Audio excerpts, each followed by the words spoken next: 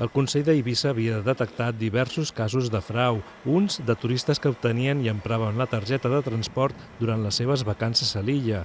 Altres la demanaven sense demostrar la seva residència. El que no pot fer és Consell Insular és avalar per un costat gent que s'aprofiti que està per aquí a Eivissa temporalment i per tant tingui aquesta subvenció que està pensada per residents, o gent que directament no està complint la legalitat. Els usuaris veuen amb bons ulls tot el que impliqui posar ordre.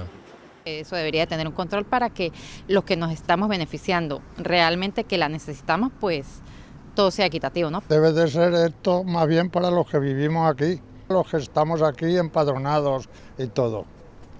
Y los que están trabajando y todo eso lo veo correcto también.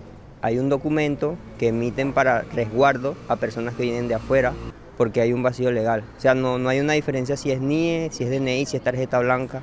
En canvi, el Partit Socialista creu que aquesta mesura és un càstig contra els migrants que viuen a Eivissa i que es troben a l'espera de legalitzar la seva residència.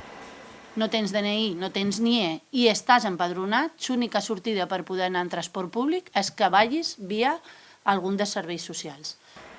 L'administració insular recorda que els migrants residents sense papers poden tramitar el títol de transport gratuït amb un informe de vulnerabilitat.